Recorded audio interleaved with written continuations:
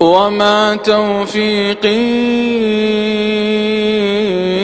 إلا بالله عليه توكلت وإليه أنيب. إن الحمد لله نحمده ونستعينه ونستغفره ونؤمن به ونتوكل عليه ونعوذ بالله من شرور أنفسنا ومن سيئات أعمالنا. من يهده الله فلا مضل له ومن يضلل فلا هادي له، وأشهد أن لا إله إلا الله وحده لا شريك له، وأشهد أن محمدا عبده ورسوله. أما بعد، فإن أصدق الحديث كتاب الله، وخير الهدي هدي محمد صلى الله عليه وسلم، وشر الأمور محدثاتها، وكل محدثة بدعة، وكل بدعة ضلالة، وكل ضلالة في النار. قد قال تبارك وتعالى: أعوذ بالله من الشيطان الرجيم، بسم الله الرحمن الرحيم. يا أيها الذين آمنوا اتقوا الله حق تقاته ولا تموتن إلا وأنتم مسلمون. يا أيها الناس اتقوا ربكم الذي خلقكم من نفس واحدة وخلق منها زوجها وبث منهما رجالا كثيرا ونساء، واتقوا الله الذي تساءلون به والأرحام إن الله كان عليكم رقيبا. يا أيها الذين آمنوا اتقوا الله وقولوا قولا سديدا يصلح لكم أعمالكم ويغفر لكم ذنوبكم، ومن يطع الله ورسوله فقد فاز فوزا عظيما. وقال تعالى: يا أيها الذين آمنوا إنما الخمر والميسر والأنصاب والأزلام رجز من عمل الشيطان فاجتنبوه لعلكم تفلحون. اللهم صل على محمد وعلى آل محمد كما صليت على إبراهيم وعلى آل إبراهيم إنك حميد مجيد. اللهم بارك على محمد وعلى آل محمد كما باركت على إبراهيم وعلى آل إبراهيم في العالمين إنك حميد مجيد.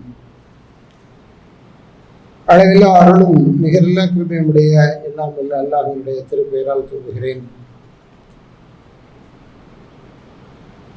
அல்லாஹ்வுடைய அளம்பெரும் அருளாளனாகிய அல்லாஹ் முஸ்லிம்களாகி நம் மீது கடமையாக ஆக்கியிருக்கக்கூடிய இந்த ஜும்ஆ என்ற ஒன்றுகூடல் மூலம் எல்லாம் வல்ல இறைவனை தியானிப்பதற்காக இந்த அவனுடைய அருள் நிறைந்த ஆலயத்திலே ஒன்று கூடியிருக்கிறோம். இந்த நல்ல சந்தர்ப்பத்திலே எல்லாம் வல்ல இறைவனை எல்லா நிலையிலும் நெஞ்சு நடந்து கொள்ள வேண்டும் என்று முதலில் எனக்கும் பின்னர் உங்களில் ஒவ்வொருவருக்கும் உபதேசித்துக் கொள்கிறேன். அன்பிற்குரிய சகோதரர்களே, சகோதரிகளே, தாய்மார்களே, பெரியோர்களே, சராசரி மனிதர்களாகிய நம் அனைவருக்கும் நேர்வழி காட்டுவதற்காக இறைவன் அவன் புறத்திலிருந்து ஒரு இறை தூதரை அனுப்பியிருந்தாலும் அந்த இறை தூதர் சொன்ன பொன்மொழிகளை தன்னகத்தே பின்பற்றி தன்னுடைய வாழ்க்கையை மாற்றிக்கொண்ட உன்னதமான மக்களாகிய சஹாபாக்கள் நமக்கு மிகச்சிறந்த முன்மாதிரிகள். காரணம், அவர்களும் நம்மை போன்று சராசரியான சாமானிய சாதாரணமான வாழ்க்கை வாழ்ந்து இறைவனுடைய வேத செய்திகளையும் இறை தூதருடைய பொன்மொழிகளையும் தங்களுடைய அறிவிக்கையில பெற்றுவிட்ட பிறகு அதற்காக தங்களை மாற்றிக்கொண்டவர். இமாம் புகாரி ஒரு செய்தியை அறிவிப்பு செய்கிறார். முஸ்லிமும் இன்னும் பிற அறிஞர்களும் அந்த ஹதீஸை மிக அழகாக நமக்கு ரிவாயத்து செய்கிறார்கள். பத்ருடைய யுத்தம் முடிவடைகிறது. யுத்தத்தில் கனீமத் என்ற எதிரிகள் விட்டு சென்ற பொருளை எடுத்து முஸ்லிம்கள் பயன்படுத்துவதற்காக கொண்டு வந்த பொருட்கள் இருக்கும். அதில் கைதிகளாக சிலர் அடிமைகளாக கிடைப்பர். ஒட்டகங்களும் குதிரைகளும் கூட கிடைக்கும். அது அல்லாத போர் தடவாளங்களும் கிடைக்கும். அப்படி கிடைக்கப்பெற்ற பொருளில் ஒரு ஒட்டகம் அலி இப்னு அபி தாலிப் ரலியல்லாஹு அன்ஹு அவர்களுக்கு கிடைக்கிறது. போர் நடந்தால் வலில்லாஹி வலி ரசூலிஹி ஹும்ஸுன், அல்லாஹ்விற்கும் அவருடைய தூதருக்கும் 5 1, அது அவங்களுக்கு கிடைக்கக்கூடிய ஃபைல். அப்படி கிடைக்கப்பெற்ற ஒட்டகத்தில் ஒரு ஒட்டகத்தை தன்னுடைய மருமகன் தன் மகளை திருமணம் செய்த அலி ரலியல்லாஹு அன்ஹு அவர்களுக்கு அல்லாஹ்வுடைய தூதர் ஸல்லல்லாஹு அலைஹி வஸல்லம் அவர்கள் கொடுக்கிறார்கள். இந்த சம்பவம் மதீனாவிலே 2ஆம் ஆண்டு கடந்து 3ஆம் ஆண்டு நடந்து கொண்டிருக்கும் பொழுது நடக்கும் நிகழ்வு. பத்ருக்கு பிறகு உஹதுக்கு முன்னர் நடந்த நிகழ்வு கவனிக்க வேண்டும். அலி ரலியல்லாஹு அன்ஹு அவர்கள் ஃபாத்திமா ரலியல்லாஹு அன்ஹா அவர்களை திருமணம் செய்து தனக்கு கிடைக்கப்பட்ட அந்த 2 ஒட்டகங்களையும் விற்று அதிலிருந்து வரும் பொருளாதாரத்தை கொண்டு தன்னுடைய வலீமாவை நடத்துவதற்கு திட்டமிட்டிருந்தார். அதற்கான எல்லா ஏற்பாடுகளையும் செய்வதற்காக புறப்பட்டிருக்கிறார். அவருடைய வீட்டு அருகே கட்டப்பட்டிருந்தது 2 ஒட்டகங்கள். சென்று தன்னுடைய பணிகளை எல்லாம் நிறைவு செய்துவிட்டு வந்து ஒட்டகங்களை பார்க்கிறார். ஒட்டகங்களுடைய திமில்கள் அறுக்கப்பட்டிருக்கின்றன, அவருடைய வயிறுகள் கிழிக்கப்பட்டிருக்கின்றன. கண்ணீர் அவருக்கு. நான் வலிமா நடத்த போறேன், கல்யாணம். அந்த கல்யாணத்துக்காக நான் உலகத்துக்கு மக்களுக்கு என்னோட இருப்பவர்களுக்கு விருந்து கொடுப்பதற்காக ஆசைப்பட்டிருக்கிறேன். ஆனால் நான் அதற்காக வைத்திருந்த அதை விற்றுத்தான் எனக்கு பணம் வரும் என்ற நிலையில் ஆரோக்கியமாக வைத்திருந்த அந்த 2 ஒட்டகங்களும் சேதப்படுத்தப்பட்டிருக்கின்றன. நான் விற்க முடியாது. கண்ணீரோடு நேர விசாரிசம் ஒருத்தர் வரார். கண்ணீரோடு வருகிறார். முகச்சவந்து இருக்கு. அழுத நிலையில் கண்ணீரோடு வருகிறார். அல்லாஹ்வுடைய தூதரே, என் ஒட்டகம் இப்படி பாடாகப்படுத்தப்பட்டிருக்கிறது அப்படின்னு சொல்றார். சொல்லிட்டு பக்கத்தில் இருந்தவங்க சொன்னாங்க, இந்த ஒட்டகத்தை இப்படி செய்தவர் ஹம்சா இப்னு அப்துல் முத்தலிப். யார் செஞ்சது? ஹம்சா இப்னு அப்துல் முத்தலிப் என்று சொல்லப்படுகிறது. ஹம்சா இப்னு அப்துல் முத்தலிப் இப்பொழுது இந்த அன்சாருடைய வீட்டில் தங்களோடு சேர்ந்து மது அருந்தும் ஒரு கூட்டத்தோடு அமர்ந்து மது அருந்தி கொண்டிருக்கிறார் அல்லது அந்த நிலையில் இருக்கிறார் என்று கம்ப்ளைண்ட். அவங்க அலி இப்னு அபீ தாலிபை கையோடு அழைத்து கொண்டு உஸாமத் பின் ஹாரிஸையும் கையோடு அழைத்துக் கொண்டு நேரடியாக அந்த வீட்டிற்கே செல்கிறார்கள். சென்று பார்த்தால் அங்கே அவருடைய நிலை அப்படித்தான் இருக்கிறது. ஹம்சா இடத்துல கேட்கிறார்கள் என்ன நடந்தது என்று.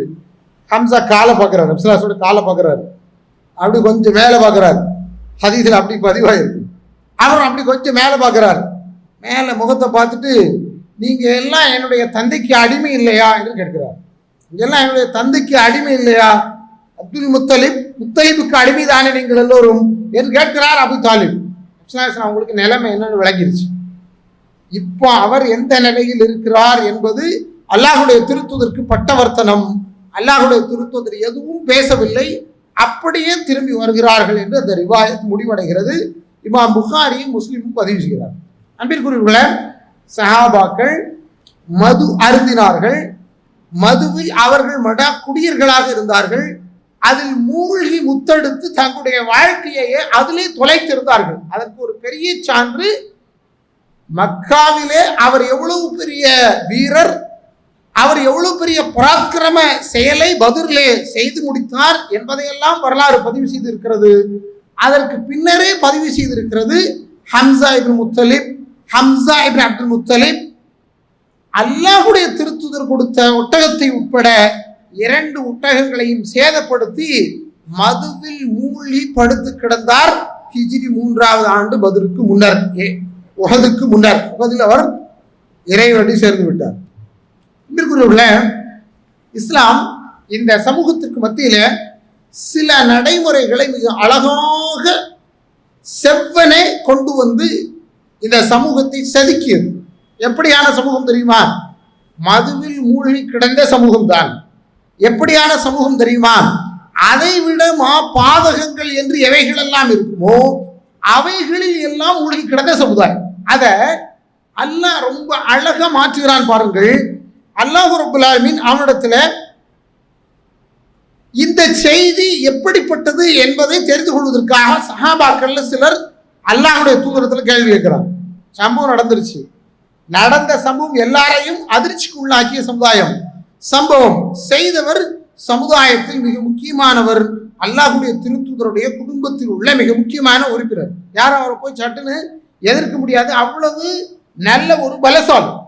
அவர் அதை செஞ்சுட்டு இருக்கிறாரு. நாயகம் ஸல்லல்லாஹு அலைஹி வஸல்லம் அவங்களால கூட அங்க கேள்வி கேட்க முடியாத நிலை, அவருடைய நிலை அப்படித்தான் இருந்தது. இப்பதான் சஹாபாக்கள் பலரும் கேள்வி கேட்கிறார்கள். அல்லாஹ் ரப்பல் ஆலமீன் சூரத்து பக்கராவில் 219வது வசனமாக பதிவு செய்கிறான்.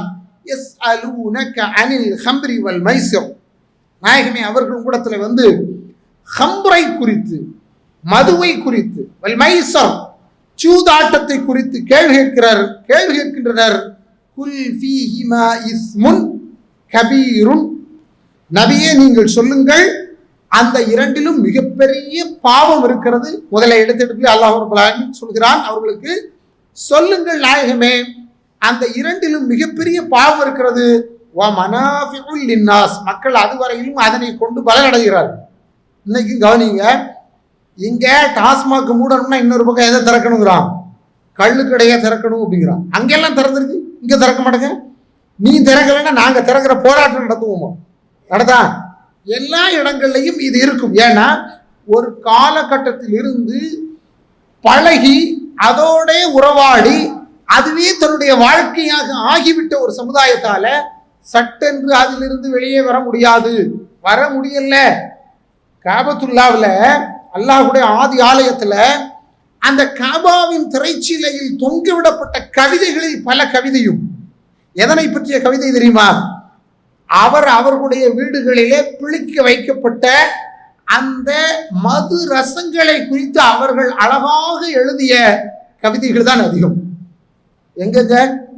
ஆதி ஆலயம், அல்லாஹ்வுடைய ஆலயம், அந்த ஆலயத்தின் திரைச்சீலைகளிலே நான் வச்சிருந்தேன் பாரு ஒரு ஊரல், அந்த ஊரல்ல வடிஞ்சது பாரு ஒரு வடிப்பு என்று அதனை அழகாக சிலாகித்து அதனை யாரெல்லாம் படிக்கிறார்களோ அவர்கள் படிக்கும் பொழுதே அவர்களுக்குள் போதை வரும் அளவிற்குத்தான் மக்காவிலே ஒரு காலம் இருந்தது. அப்படி மொழியிலே அவர்கள் வெறியில இருந்த மாதிரி அதை விட தாண்டிய வெறியிலே அவர்கள் போதையில் இருந்தார்கள். அவர்கள் தான் கேள்வி கேட்கிறார்கள், இந்த ஹம்ர், இந்த மது இது எங்களை இந்த பாடுபடுத்துது, இந்த சூதாட்டம் இது எங்களை இந்த பாடுபடுத்துது, இதற்கு ஒரு தீர்வு உண்டா என்று கேட்கும் பொழுது அல்லாஹ் வசனம் இருக்கிறான், மனாஃபிஉல் லின்னாஸ், அதில் மக்களுக்கு சில நலவுகளும் இருக்கிறது.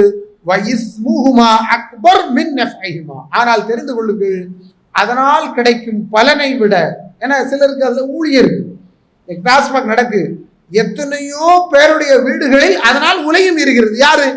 யார் அந்த கடையில இருந்து அதை விற்பனை செய்யறானோ அவன் வீடுகள்ல உலை எறிகிறது. அதை வச்சு அந்த கடைகள்ல யாரு கவுண்டர் சேல்ல இருக்கிறானோ அத்தனை பேருமே அநேகமான டிகிரி ஹோல்டர். அரசாங்கம் தேர்வு வச்சு முறையாக அரசு வேலையாளாக எடுக்கப்பட்ட தேர்வாளர். இதே போல இதனை விற்பனையாக செய்யும் சிலருக்கு அல்லது அதில் சில நன்மையை அடைய முடியும் என்று நினைக்கக்கூடியவர்களுக்கு நன்மை இருக்கிறது என்று இறைவன் சொல்கிறான்.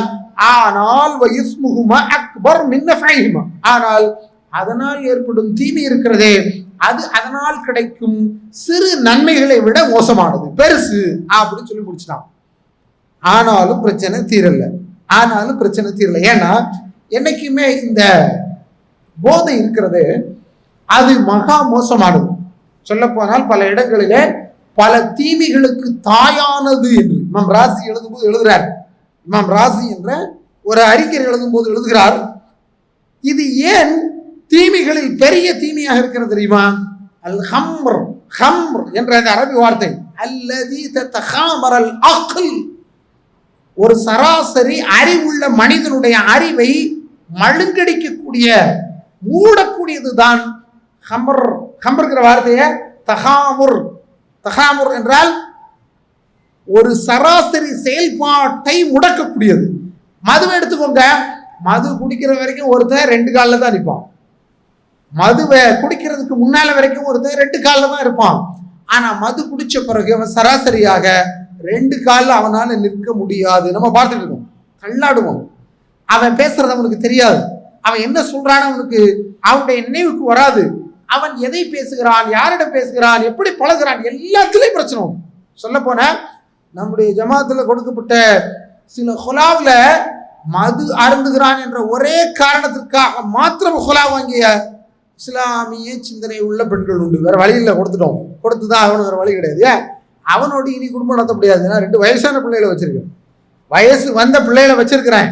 இந்த ஆண்மகன் வீட்டுல வந்து எப்படி இருக்கிறான் அப்படின்னு தெரியாம கிடக்குறான், இவனை வச்சுக்கிட்டு இனி இதுக்கு பிறகு என்னோட குழந்தையோட நினைச்ச முடியாது, நான் குடும்பம் நடத்த முடியாது என்று ஒரு தாய் சொல்கிறாள் என்றால் அவளுடைய வலி யதார்த்தமானது. அந்த வலிக்கு காரணம் அவனுடைய அக்கலை மூடி போடக்கூடிய அந்த ஹம்பர்.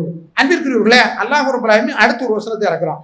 உடனே இது ஹராம்னு சொல்லல, அடுத்த ஒரு வசனத்தை இறக்குறான். அல்லாஹ் ரப்பல் ஆலமீன் சூரத்து நிசாவுல 4வது அத்தியாயத்துடைய 43வது வசனத்துல பேசுகிறான்.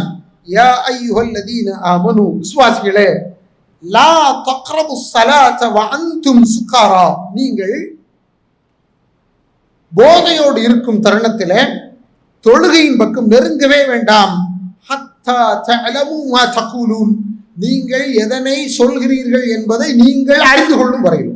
நீ எதை பேசுறேன்னு உனக்கு என்ன இருக்கணும், உன் சிந்தனையில தெளிவாகணும். இன்னைக்கு நான் இங்க நின்று பேசிட்டு இருக்கேன், சிந்தனை இல்லாம பேச முடியாது. நான் என்ன பேசுறேன், நான் என்ன பேசணும், நான் எதற்காக பேசணும், அந்த பேச்சு சிந்தனையோடு இருக்க வேண்டும். சிந்தனை சிதறும் என்றால் எந்த வார்த்தை இங்கே வந்து விடும் என்று தெரியாது. சிந்தனை மழுங்கடிக்கப்படும் என்றால் எது சமூகத்திலே உரையாடலாக இருக்கும் என்பது தெரியாது. இன்னைக்கு பல நேரங்கள்ல பல அரசியல்வாதிகள் பேசும் பேச்சை நம்ம அப்படித்தான் பாக்குறோம் இல்லையா?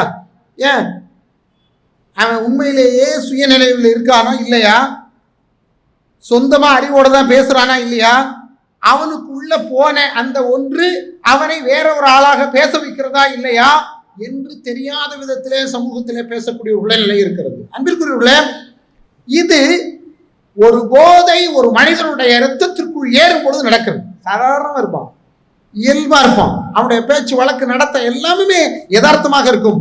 ஆனா கொஞ்சம் போதை அவனுடைய உடம்புக்குள்ள ஏறிச்சுன்னா அவனுடைய பேச்சு தடுமாறும், அவனுடைய நடத்தை தடுமாறும், அவனுடைய பார்வை தடுமாறும், எல்லாமும் நாசமாக போய்விடும். அல்ல இங்க என்ன தெரியுமா சொல்றான், வஅன்தும் சுக்காரா, மேல ஹம்ர பத்தி பேசினா, மதுவை பத்தி பொதுவா பேசினா, இங்க சொல்றான் சுக்காரா, நீங்கள் போதையோடு இருக்கும்போது என்று அல்லாஹ் ரப்பல் ஆலமீன் சொல்கிறான். போதை என்று எடுத்துக்கொண்டால் அங்க மது மட்டும் வராதுங்க. இன்னைக்கு கண்ட இளவெல்லாம் சமுதாயத்துல உலாவுது பாருங்க. மாணவர் சமுதாயத்தை நாசமாக்கணும் அப்படிங்கிறதுக்காக ரொம்ப பெரிய பெரிய காஸ்ட்லியான, அதே நேரம் சிறிய அளவில் பாவித்தால் போதும் என்ற அளவிற்கு இருக்கக்கூடிய நாடகம் ஆடுகிறார்கள் ஆட்சியாளர்கள். பகிரங்கமாக நம்மால் சொல்ல முடியும், அது இவர்களுக்கு கிடைக்கும் அளவிற்கு எல்லா வழிகளையும் திறந்து விட்டுவிட்டு ஆனால் நீலி கண்ணீர் வடிக்கிறார்கள் சமுதாயத்திலே. இது சாதாரணமாக நடமாடுகிறது, இதற்கு அவர்கள் காரணம், இதற்கு இவர்கள் காரணம் என்று யாரையோ காரணம் சொல்றான். யாரோ காரணமா சொல்றதுக்கு முன்னால எல்லா வழிகளையும் திறந்து வைத்துக் கொண்டு அது உள்ளே வைப்பதற்கான எல்லா வழியையும் உருவாக்கி வைத்துக் கொண்டு இன்னைக்கு ஒரு 50 கிராம், ஒரு 100 கிராம் இவன் சொல்லக்கூடிய அந்த கொக்கைன் யாராவது ஒருத்தர் பிடிச்சா 1 ரூபாய் 2 ரூபாய் 1000 ரூபாய் 2 ரூபாய் 2000 ரூபாய் இல்ல, லட்சம் ரூபாய் கோடி ரூபாய், லட்சம் ரூபாய் கோடி ரூபாய், அதை லேசா தொட்டு கொஞ்சம் நாக்கினுடைய நுரியில வச்சா போதும், ஒட்டுமொத்தமா இவன் சொர்க்கத்துக்கு போற மாதிரி உணர்வான். தன்னை மறந்து முழுவதுமாக அதற்குள் சங்கமித்து விடுவான். அந்த மாதிரி பொருள் ரொம்ப சின்ன கொஞ்சமான பொருள் சாதாரணமாக கிடைக்கக்கூடிய நிலையை உருவாக்கி வைத்திருக்கிறார்கள். பெரிய போர்ட்ல பிடிக்கிறான், போர்ட்ல கப்பல்ல பிடிக்கிறான் அப்படின்னா எவ்வளவு சரக்கு வந்திருந்தா பிடிக்க முடியும் யோசிச்சு பாருங்க. எங்க போச்சுன்னு எந்த தகவல் இல்லை ஜனநாயக நாட்டுல. பத்திரிக்கை மிக தெளிவா இயங்கக்கூடிய நாட்டுல அது எங்க போச்சுன்னு தெரியல. எரிக்கப்பட்டிருக்கணும்ல, அது கொளுத்தப்பட்டிருக்கணும்ல, அது கிடைக்க விடாமல் பண்ணக்கூடிய வேலைகள் கண்டிப்பாக நடத்தப்பட்டிருக்கிறது என்று தகவல் இருக்கணுமா இல்லையா? எங்க போச்சுன்னே தெரியல. அடுத்து வேற யாராவது ஒருத்தர் பிடிக்கிறான், பிடிக்கும் போது அதுவும் பாருங்க ரொம்ப கொடுமை, அநியாயம். பிடிக்கக்கூடியது எல்லாமே ஆச்சரியமாக இருக்கிறது. எப்படி அது கிடைக்குன்னு தெரியாத அளவுக்கு பிடிக்கப்படுது. எப்படி அது கிடைக்கும்? யாரோ ஒரு சிலர் அதற்கு அந்த துறையில் இருப்பவர்கள் உதவி செய்யாமல் நிச்சயமாக கிடைக்கவே செய்யாது. அப்படி கிடைக்கிறது என்றால் அதற்குரிய எல்லா வழிகளும் திறந்து விடப்பட்டிருக்கிறது என்று அர்த்தம். சரி, இங்க நாம பேச வேண்டிய விஷயம் முஸ்கராத், எதெல்லாம் போதை தருமோ அது. அல்லாஹ் ரப்பல் சொல்றான், போதை ஏறிச்சா நீ தொழுகைக்கு வராத. இந்த வசனம் எப்ப என்ன தெரியுமா? தொழுதுகிட்டு இருந்த முஸ்லிம்கள் தொழுகையில ஒளறி தவறி குர்ஆனுடைய வசனத்தை ஏற்குமாற ஓதும் பொழுது அப்பொழுதுதான் கேள்வி வருது. குர்ஆன் வசனத்தை இவங்க ஏற்க ஓதுறாங்களே, இந்த நிலைமை இவங்களுக்கு வர்றதுக்கு காரணம் என்ன அப்படின்னு கேட்கும் பொழுதுதான் அல்லாஹ் ரப்பல் வசனம் சொல்றான், வலா தக்ரபுஸ் ஸலாத வஅன்தும் சுகாரா, போதையோடு இருக்கும்போது நீங்கள் தொழ வராதீர்கள். இஸ்லாம் இரண்டாவதாக ஹராமாக்கிய இடம். அப்பத்தான் சொல்றாங்க, குல்லு முஸ்கராத்தின் ஹராமும், போதை தரும் அனைத்தும் ஹராமாகும். பாருங்க, போதை எப்போ எப்படி எந்த இடத்துல வரும் அப்படின்னா, நமக்குள்ள போதையாக எது ஏறினாலும் அது நமக்குள்ள போதையை விளையும். போதை எதுல வரும்? நல்ல பழைய சோறு ஒரு நாள் வச்சு மறுநாள் அதை சாப்பிட்டா, முதல் நாள் வடிச்ச சோறை இரண்டாவது நாள் கஞ்சியாக உண்டால் அது உடலுக்கு மிகச் சிறந்தது என்று மருத்துவர்கள் பரிந்துரைக்கிறார்கள்.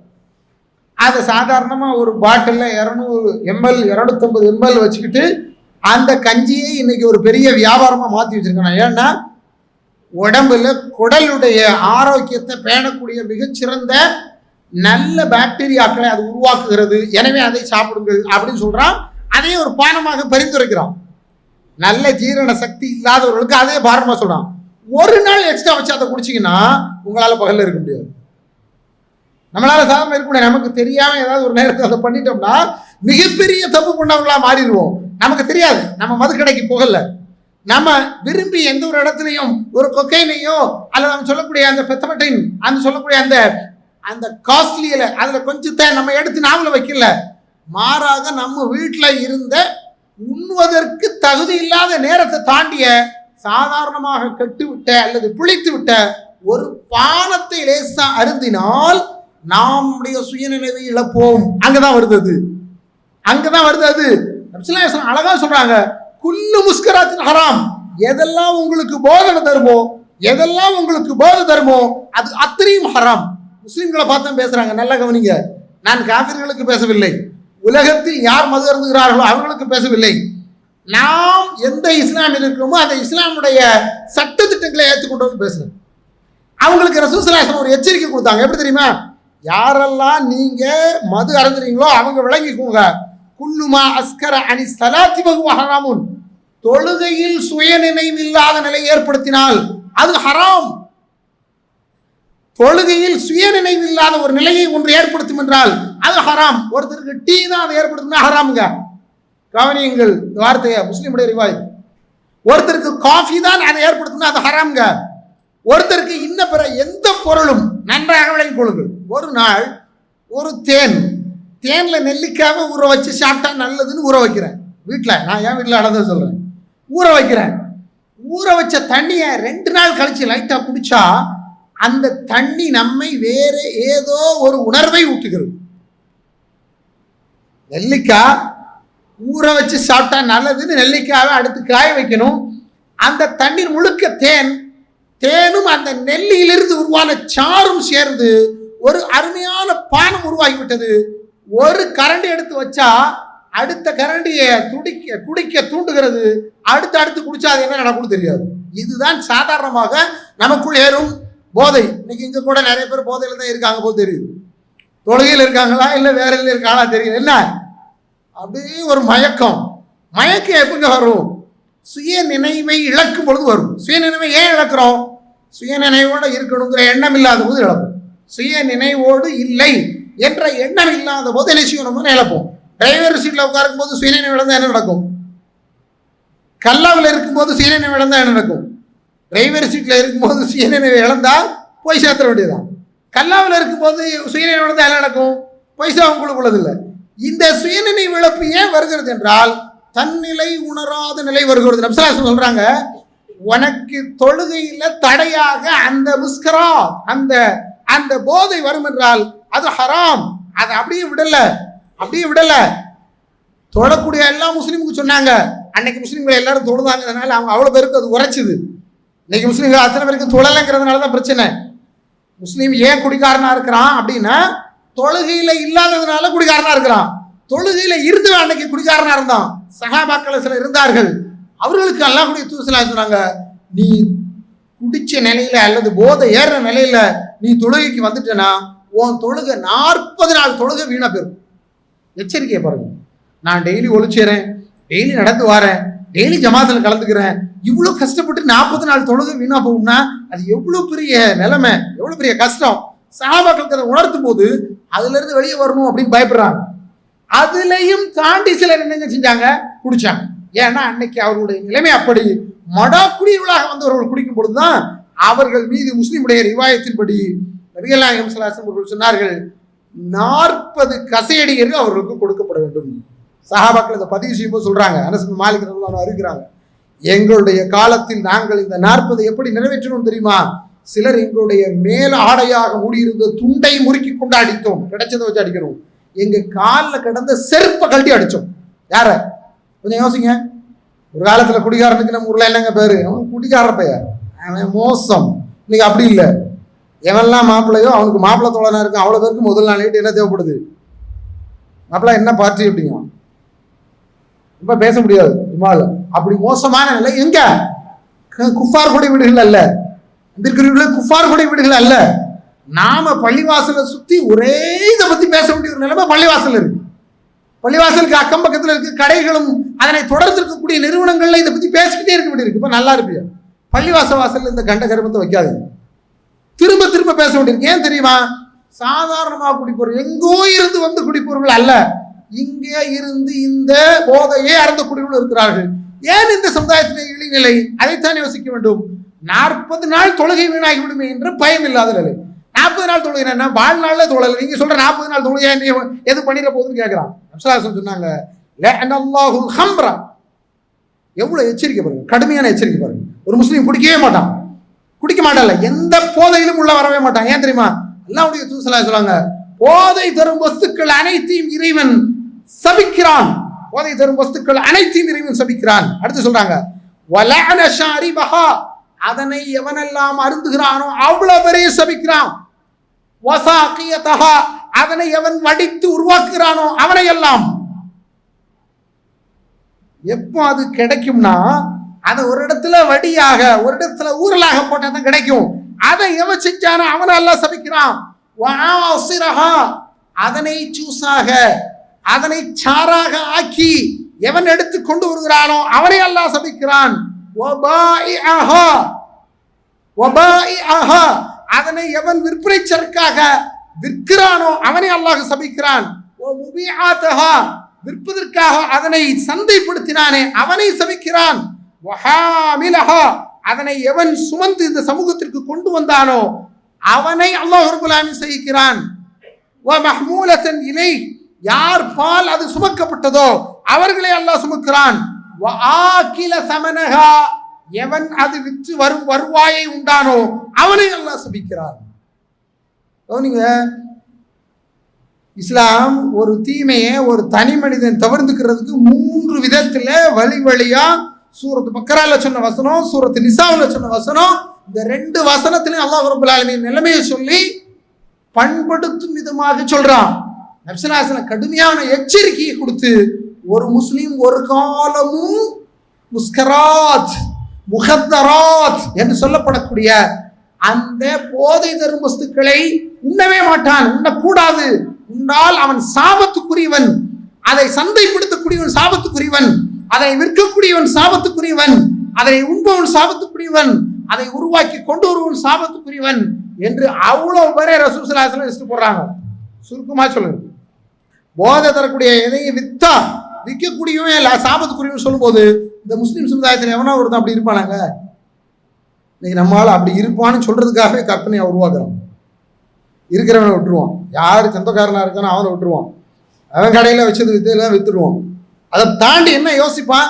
யாராவது ஒருத்தன் கிடைக்கிறானா? யாரோ ஒருத்தன் கிடைக்கிறான் இல்ல. ஒவ்வொருத்தரும் திருந்துவதற்கான வழியை இஸ்லாம் சொல்கிறது. ஒவ்வொருவனும் திருந்துவதற்கான வழி எங்க இருந்து? எனக்குள்ள அது கலந்து விடக்கூடாது, ஏதாவது ஒரு விதத்துல வந்து விடக்கூடாது. எப்படி வந்துடக்கூடாது?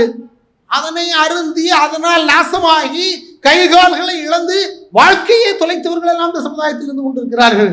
ஏன் இந்த இளைநிலை? அது என்னன்னு இஸ்லாம் சொன்னதை உள்வாங்காது. கடைசியாக அல்லாஹ் ரப்பல் ஆலமீன் வசனத்தை இறக்கி வைக்கிறான். அதுதான் நாம் இன்று கவனிக்க வேண்டிய மிக முக்கியமானது. அல்லாஹ் ரப்பல் ஆலமீன் சொல்கிறான், யா அய்யுஹல்லதீன ஆமனு, 3ஆம் வசனம், சூரத்து மாயிதாவுடைய 90ஆவது வசனம். யா அய்யுஹல்லதீன ஆமனு, விசுவாசிகளே, இன்னமல் ஹம்ரு வல் மைசிரு வல் அன்சாபு வல் அஸ்லாமு ரீஜிஸு மின் அமலி ஷைத்தான். ரொம்ப அழகா சுருக்கம் அல்லாஹ் ரப்பல் ஆலமீன் சொல்றான். விசுவாசிகளே, நிச்சயமாக மதுவும், நிச்சயமாக சூதாட்டமும், நிச்சயமாக நட்டு வைத்து வணங்கக்கூடியவைகளும், நட்டு வைத்து வணங்கக்கூடியவைகளும், எவைகளை எல்லாம் நட்டு நடுகளாக கொண்டு வணங்குகிறீர்களோ அவைகளும், எந்த அம்புகளை எறிந்தோ அல்லது அது போன்று குறி கேட்கிறீர்களோ அதுவும் ரீஜிசுமின் அமல் ஷைத்தான், ஷைத்தானுடைய அருவருக்கத்தக்க காரியங்களாகும். ஃபஜ்தனிபூஹு லஅல்லகும் துஃப்லிஹூன், நீங்கள் வெற்றி பெற வேண்டும் என்றால் இந்த கேடுகட்ட காரியங்களிலிருந்து விலகிக் கொள்ளுங்கள். இன்னைக்கு ரொம்ப பெருமையா நம்ம பேசுவோம், நாம யார் தெரியுமா, உங்களுடைய பாரம்பரியம் என்ன தெரியுமா, அல்லாஹ் ரப்பல் ஆலமீன் ஒரு சமுதாயத்தை படைத்தான், அந்த சமுதாயம் என்ன செஞ்சது தெரியுமா, அந்த சமுதாயம் அல்லாஹ் ரப்பல் ஆலமீன் மது ஹராம்னு சொன்ன உடனே மதீனாவின் வீதிகள் எல்லாம் ஆறுகளாக ஓடியது. சும்மா ஓடல, சும்மா எடுத்துல எல்லாம் ஓடல, முன்னால இத்தனை வசனங்கள் அல்லாஹ் ரப்பல் ஆலமீன் சொல்லிட்டு வந்துட்டு கடைசியில அல்லாஹ் ரப்பல் ஆலமீன் சொன்ன வார்த்தையில தான் அவங்க எல்லாரும் கட்டுப்பட்டாங்க. என்ன தெரியுமா சொன்னா, அல்லாஹ் ரப்பல் ஆலமீன் ஷிர்க்குக்கு நிகராக அதனை கொண்டு வந்து சேர்க்கிறான். நடு கற்களை வழிபடுவது எவ்வளவு மோசமான பாவமோ, ஈமானை விட்டுவிட்டு நீங்கள் குறி கேட்பது எவ்வளவு அசிங்கமான காரியமோ. இதெல்லாம் சாதாரணமா இந்த சமுதாயத்துக்கு மலிஞ்சு போச்சு. அப்படி மலிஞ்ச சமுதாயத்துக்கு மதுவும் சூதும் மதுவும் களவும் சாதாரணமானதாகத்தான் இருக்கும். அது எல்லாம் இருக்கக்கூடாதுன்னா அதெல்லாம் ஷைத்தானுடைய செயல் என்பதை அல்லாஹ் ரப்பல் ஆலமீன் இங்க சொல்கிறார். அப்ப என்ன தெரியுமா விளங்கியிருந்தாங்க அவங்க, ஷைத்தான் விரோதிக்க வேண்டியவன், ஷைத்தானுடைய செயல்பாடுகள் விரோதிக்கப்பட வேண்டியவை, அதில் இந்த 4 காரியங்களும் அடங்குகிறது என்றால் நான் அல்லாஹுடைய ஆளா அல்லது ஷைத்தானுடைய ஆளா. சஹாபாக்களுக்கு இந்த எண்ணம் தான் உருவாச்சு. என்ன தெரியுமா வந்துருச்சு அவங்களுக்குல, தௌஹீத், ஏகத்துவம். இன்னைக்கு என்ன தெரியுமா, தலகுல ஏகத்துவத்துக்கு முன்னால இருந்து ஏகத்துவத்துக்கு வந்த பிறகு இந்த கெட்ட வழக்கங்களை எல்லாம் விட்ட பலரையும் நான் பார்த்திருக்கிறேன். ஆனால் இங்கே வந்த பிறகு வேறு சில போதைகள் ஏறி நிற்கின்றன தலைகளில், சிந்தனையில், எண்ணங்களில். அது என்னவா மாறி இருக்குன்னா, எல்லா போதையும் மோசம்தான். அது என்னவா மாறி இருக்கிறது என்றால் கொள்கைவாதியாகத்தான் வாழ வேண்டும், அதற்காக இந்த உலகத்தில ஷைத்தானியத் அனைத்தையும் நான் புறக்கணிக்க வேண்டும் அப்படின்னு ஒரு உம்மத்து உருவாச்சுன்னா அந்த உம்மத் சஹாபாக்களை பார்த்து உருவான உம்மத். ஏன்னா முதல்ல மடாக்குடியர்களாக இருந்து தங்களுக்குள்ளேயே பிரச்சனையை விளைவிச்சு அந்த பிரச்சனைக்கு அல்லாஹ்வுடைய தூதரிடத்துல தீர்வை கேட்டு அல்லாஹ்வுடைய வசனங்களை இறக்கி படிப்படியா அவர்களை அல்லாஹ் ரப்பல் ஆலமீன் வெளியே கொண்டு வந்தான். வெளியே கொண்டு வந்த பிறகு உள்ளதே பெருமையா நாம பேசுறோம், மதுவார் ஓடியது இந்த வசனத்தை சொன்ன பிறகுன்னு. இன்னைக்கு இங்கேயும் மதுக்களை விட்டு அல்லது அது போன்ற போதை வஸ்துக்களை விட்டு உண்மையிலேயே இந்த சமுதாயம் சுத்தமாக ஆக முடியும். எப்ப ஆக முடியும் என்றால், முதல்ல இந்த வசனங்களை சொல்லி நம்மை அவனுடைய வழியில் அழைப்பவன் இறைவன். வல்லாஹு யது இலா தாரிஸ் ஸலாம், அல்லாஹ் தாரிஸ் ஸலாமுக்கு கூப்பிடுறான். எங்க கூப்பிடல, போதையினுடைய வீட்டுக்கு கூப்பிடல. நபி ஸல்லல்லாஹு அலைஹி வஸல்லம் சொன்ன ரிவாயத்துல, திருமிதியுடைய ரிவாயத், எந்த ஒரு முஸ்லிமும் இந்த உலகத்தில் நல்ல முஸ்லிமாக இருந்த நிலையம், அவன் தொழுகிறான், இன்னும் பிற நல்லவர்கள்லாம் செய்யறான், ஆனாலும் அவனிடத்துல போதையை ஏதோ ஒரு விதத்திலே அருந்தும் நிலை இருக்கும் என்றால், இந்த போதை மூலம் எந்த சுகத்தை அடைய வேண்டும் என்று இந்த உலகத்தில் நாடினானோ அது அவனுக்கு மறுபடியும் கிடைக்காது. ஏதோ ஒரு மதிமயக்கத்தை தான் எதிர்பார்த்து போறான். அந்த மதிமயக்கம் அவனுக்கு சுகம் என்று அவன் விரும்புவான் என்றால், இதே போன்ற ஒரு சுகத்தை இறைவன் மறுமையில் தருவான் என்றால் அது கிடைக்காது என்று நபி நாயகம் ஸல்லல்லாஹு அலைஹி வஸல்லம் சொல்றாங்க. அப்ப என்ன அர்த்தம், ஒருத்தன் நல்லா விளங்கிட்டோம், அல்லாஹ் ரப்பல் ஆலமீன் தடை செய்த ஒரு விஷயத்தை, தடைதான் தடை நீங்க சொல்லக்கூடியவன் கண்டிப்பாக தடையை மீறி செயல்பட மாட்டான். ஒரு முஸ்லிம் அந்த இடத்துல மீறுகிறான் என்றால் அவன் இஸ்லாமை இறைவன் சொன்ன வார்த்தைகளை மீறுகிறான் என்று பொருள். அப்படி மீறதுனாலதான் அல்லாஹுடைய வார்த்தையா அல்லது ஷைத்தானுடைய வார்த்தையா, ஷைத்தானுக்கு கட்டுப்படுறதா அல்லது அல்லாஹ்விற்கு கட்டுப்படுறதா? அல்லாஹ்விற்கு கட்டுப்படுவது என்றால் இங்கே என்ன முடிவெடுக்க வேண்டும் என்ற இடத்தில் சஹாபாக்கள் வந்தார்கள். எல்லாத்தையும் விட்டுட்டு அப்படியே வந்துட்டாங்க, எல்லாத்தையும் போட்டு உடைச்சிட்டு அப்படியே வந்துட்டாங்க. அவங்களால ஏன் வர முடிஞ்சதுன்னா, அல்லாஹ் சொன்னானா விலகுமே அப்படிங்கிறது நம்பிக்கை அவர்களுக்குள்ள உரமேற்றிருந்தது. அந்த உரம்தான் அவர்களை காப்பாற்றியது என்பது நிச்சயம் நம்ம வரலாற்றில் பார்க்கிறோம். அல்லாஹ்வுடைய வேத வசனங்களை விளங்கி அவனுடைய கட்டளைகளுக்கு இணங்க ஏவல் விலக்கலை சரியாக பின்பற்றக்கூடிய நன்மக்களாக நம்ம ஆக்கிடுவானாக. பாரக்கல்லாஹு லி வ லக்கும் ஃபில் குர்ஆனில் அதீம் வ நஃபஅனி வ இய்யாக்கும் பில் ஹக்கீம். أقول ما تسمعون أستغفر الله لي ولكم ولسائر المسلمين فاستغفروه من كل ذنب إنه هو الغفور الرحيم.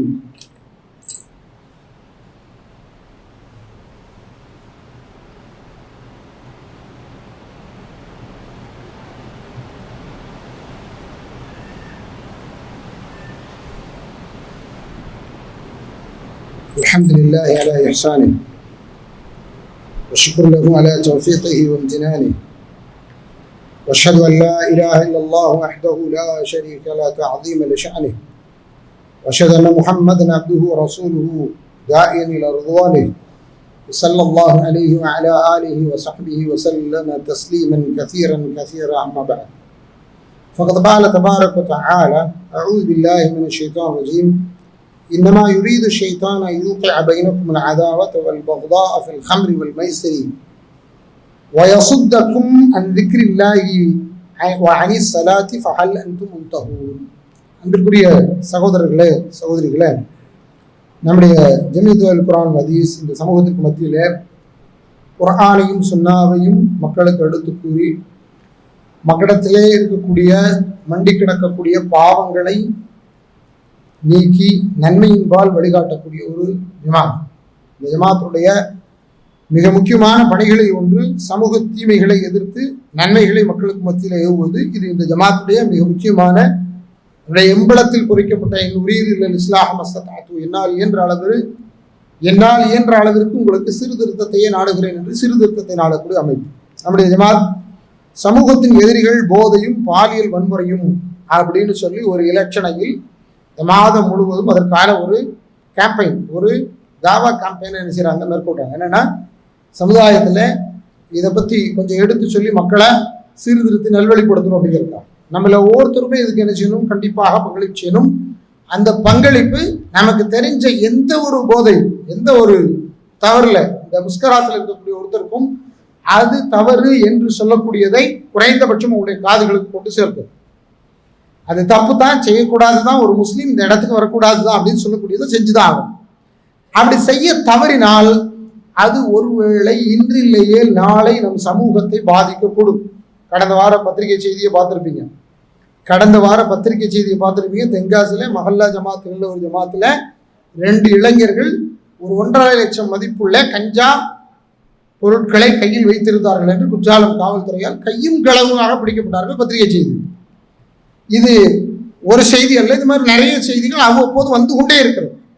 ஏன்னா நம்மகிட்ட சிலர் வருவாங்க, அந்த மாதிரி ஆட்கள் பல இளைஞர்களுடைய விஷயங்களை சொல்லி இவங்களுக்கு ஏதாவது சொல்லுங்கன்னு வராங்க. நம்ம எல்லாத்தையும் விட்டு விலக்க சொல்றதுக்கு இல்லை. ஆனால் சமுதாயத்திலே 2.5 கலந்து அங்கொன்றும் இங்கொன்றுமாக தெரிந்தும் தெரியாமலும் இது இருந்து கொண்டே இருக்கிறது.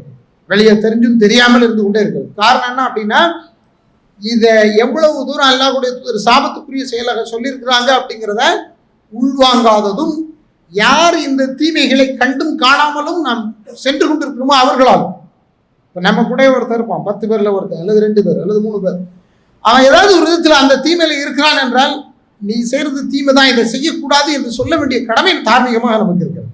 சஹாபாக்கள் விலகினார்கள் என்றால் அவங்க முதல்ல அந்த பாவத்தில் இருந்துட்டு அதிலிருந்து விட்டு விலகினார்கள் என்றால் அவர்களை பண்படுத்தின வசனங்கள்ல ஒன்று இந்த சூரத்து மாயிதாவுடைய 91வது வசனம். நான் சொன்ன 90வது வசனத்துக்கு அடுத்த வசனம் அல்லாஹ் சொல்றான், இன்னமா யுரீது ஷைத்தான் அன் யூகிஅ பைனகுமுல் அதாவத வல் பக்தா ஃபில் ஹம்ரி வல் மைஸிர்.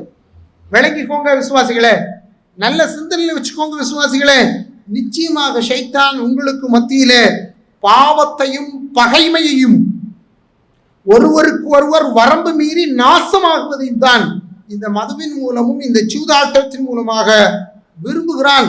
அது மாத்திரமல்ல, வயசுத்தக்கும் வந்திக்கிறில்லா, நீங்க அல்லாஹ்வை தியானம் செய்வதை விட்டு உங்களை தடுக்கிறான் அவன். வயசுத்தக்கும் வந்திக்கிறில்லா, அல்லாஹ்வை தியானிப்பதை விட்டு அவன் தடுக்கிறான். வானி சலாத்தி, கண் குளிர்ச்சி இருக்கிறது எனக்கு தொழுகையில் என்று பெருமானார் ஸல்லல்லாஹு அலைஹி வஸல்லம் சொன்னாங்க. எனக்கு தொழுகையில கண் குளிர்ச்சி இருக்கிறது என்று சொன்னார்கள்.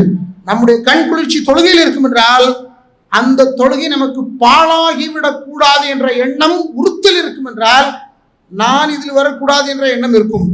ஹல் அன்தும் முன்தஹூன், நீங்கள்லாம் விலகிடுவீங்களா அப்படின்னு அல்லாஹ் சஹாபாக்களை கேட்டால் விட்டுட்டு வந்தாங்க. சஹாபாக்கள் எல்லாம் கேட்டால் விட்டுட்டு வந்தாங்க. ஆனால் இன்னைக்கு அந்த மனநிலை இல்லாததுக்கான காரணம், நமக்குள் போதை ஏறி இருக்கிறது. என்ன போதை தெரியுமா? குடிக்காத ஆட்களை சொல்றேன், இந்த போதை வஸ்துக்களை பயன்படுத்தாத ஆட்களை சொல்றேன். நம்ம எல்லாருக்கும் வேற வேற போதை இருக்கு. என்ன போதை? வீட்டில் மனைவி சரியா இருக்கிறாளா பார்க்கறதுக்கு ஆண் மகனுக்கு பொறுப்பு இல்லை. பிள்ளைகள் சரியா இருக்கிறார்களா பார்க்கக்கூடிய பொறுப்பு பெண்களுக்கு இல்லை. ஒட்டுமொத்த சமூகத்தையும் பராமரிக்கக்கூடிய சமுதாயத்துடைய தலைவர்களுக்கு சமூகம் சரியான பாதையில் சென்று கொண்டிருக்கிறதா இங்க பிரச்சனை இருக்கா? பார்க்கறதுக்கு தலைவர்களுக்கு நேரம் இல்லை. எல்லாரும் வேற போதையில் இருக்கும். தகப்பமாருக்கு போதை ஃபுல்லா பணத்துல, பொருளாதாரத்துல எப்படியாவது பைசா வரணும் எண்ணணும், அதுக்காக ஓடுறான். மனைவியை கவனம் வைக்க தவறு. மனைவியை கவனம் வைக்கிறதுக்கு நேரம் இல்லை, பிள்ளைகளை கவனம் வைக்கிறதுக்கு பொம்பளைகளுக்கு நேரம் இல்லை. ஒரு காலத்துல சீரியல் அபகரித்து கொண்டிருந்தது நேரங்களை, இன்று ஷார்ட்ஸும் ரீல்ஸும் அபகரித்து கொண்டிருக்கிறது. கையில ஒரு ஜிஹாஸ், ஒரு மொபைல், ஒரு ஆண்ட்ராய்டு, ஒரு ஐபோன், ஒரு ஆப்பிள் போதும், அவ்வளவுதான்.